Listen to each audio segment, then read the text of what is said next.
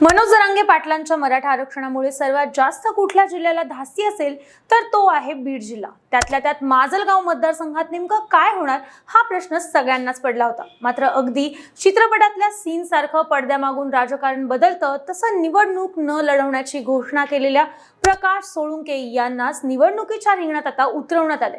त्यानंतर लागलीच प्रकाश आडसकर यांनीही भाजपला आणि पंकजाताईंना मोठा धक्का देत शरद पवारांची तुतारी आता आपल्या हातात घेतली। थोडक्यात आडसकर आता कुणाच्या आडून नाही तर थेट क्लिअर कट राजकारणावर भर देणार आहेत हे तर आता कन्फर्म दिसतंय। आधीच मराठा आरक्षणाच्या प्रकरणात अडचणीत आलेल्या सोळुंकेंना यंदा जिंकणं अवघड दिसत होतं। त्यातच शरद पवारांनी थेट तोडीस तोड हुकुमी एका हेरून आडसकरांना पक्षात घेतल्यानं आता माजलगावात आमदारकीला जाळ अंधूर सोबतच निघणार आहे। पण सोळुंके विरुद्ध आडसकर या लढतीत सध्या कुणाचं राजकीय पारडं जड दिसतंय? सोळुंकेंच्या पराभवाचा वचपा काढत आमदारकीचा गुलाल लावणं आडसकरांना खरंच शक्य आहे का? आणि सर्वात महत्त्वाचं म्हणजे पंकजा मुंडे यांच्या अतिशय जवळच्या समजल्या जाणाऱ्या आडसकरांनी तुतारी हाती घेतल्यामुळे आता मुंडे फॅक्टर हा माजलगावात चालणार आहे की नाही त्याचीच केलेली ही राजकीय उकल। हॅलो हाय, मी पद्मशा आणि तुम्ही पाहताय हॅलो महाराष्ट्र प्रस्तुत वारं आमदारकीचं। मागील 1 वर्षात मराठा आंदोलनामुळे माजलगाव मतदारसंघ चांगलाच ढवळून निघालाय। त्याला कारण ठरलंय आमदार प्रकाश सोळुंके यांचा आंदोलनाबाबत एका कार्यकर्त्याशी फोनवर झालेला संवाद। या संवादात आमदार साहेबांच्या तोंडून मराठा आंदोलक कार्यकर्त्यांच्या विषयी अपशब्द हा बाहेर पडला आणि माजलगावात राजकीय आणि जातीय विस्तवाची आग धुमसत राहिली। एका आंदोलनावेळी तर या युवकांनी प्रकाश सोळुंके यांचं घर सुद्धा पेटवून दिलं। अर्थात मराठा आंदोलनाची धग इथल्या महायुतीच्या पंकजा मुंडे यांना चांगलीच बसली। त्यामुळे विधानसभेला सोळुंके यांच्या विरोधात तिकीट मिळवण्यासाठी अनेक जणांनी बारामतीला चक्र मारून चप्पल जिजवली। दुसऱ्या बाजूला महायुतीचे विद्यमान आमदार प्रकाश सोळुंके यांनी विधानसभेच्या रिंगणातून माघार घेत आपला पुतण्या जयसिंग सोळुंके यांच्या मागे ताकद लावायला सुरुवात केली। तर दुसऱ्या बाजूला भाजपामध्ये असणारे रमेश आडसकर हे देखील तिकिटासाठी अडून बसले होते।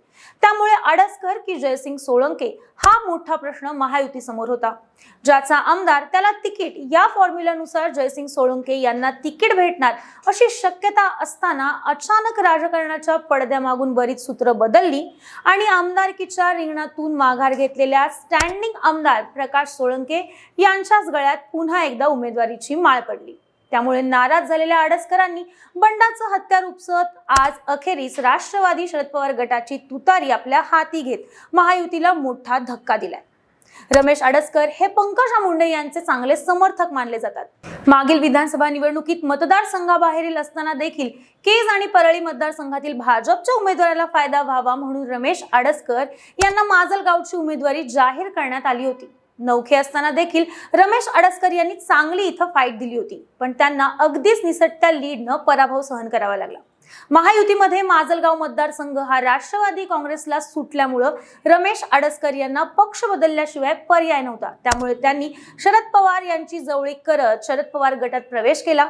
त्यामुळे त्यांची उमेदवारी आता जवळपास कन्फर्म समजली जाते। अर्थात आडसकरांनी घेतलेल्या या निर्णयामुळे मुंडे कुटुंबाची माजलगाव मधली ताकद बरीच क्षीण झाली। अशा वेळेस युती धर्म पाळत राजकीय विरोधक समजल्या जाणाऱ्या सोळुंके यांना त्या आपला बॅकअप देतील का हे पाहणं सुद्धा इथं अगदी महत्त्वाचं ठरणार आहे। आडसकर यांनी तुतारी हाती घेतली खरी, पण राष्ट्रवादीचे शरद पवार निष्ठावान मोहन जगताप, नारायण डक, राधाकृष्ण होके पाटील यांसारख्या मंडळींनी आडसकरांच्या आडून काही राजकारण केलं तर तुतारीचा आवाज इथं धोक्यात नक्की येऊ शकतो। पण राजकारण इकडचं तिकडं सरकलं असलं तरी इथे सर्वात महत्त्वाचा कोणता फॅक्टर काम करणार असेल तर तो आहे मनोज जरांगे पाटील।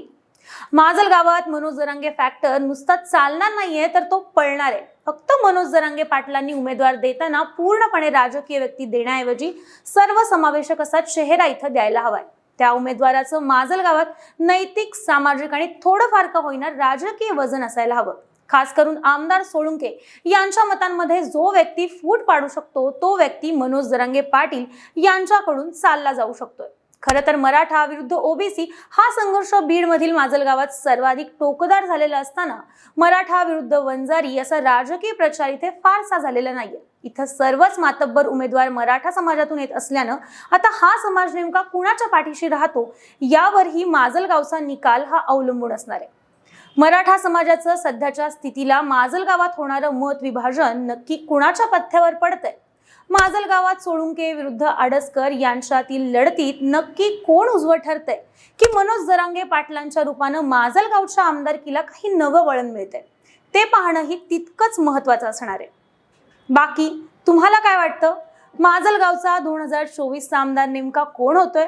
याबद्दलचं तुमचं मत आणि प्रतिक्रिया आम्हाला कमेंट करून नक्की कळवा आणि अशाच नवनवीन आणि राजकीय व्हिडिओसाठी हॅलो महाराष्ट्र या आमच्या चॅनलला लाईक, शेअर आणि सबस्क्राईब करायला विसरू नका। व्हिडिओ शेवटपर्यंत पाहिल्याबद्दल धन्यवाद।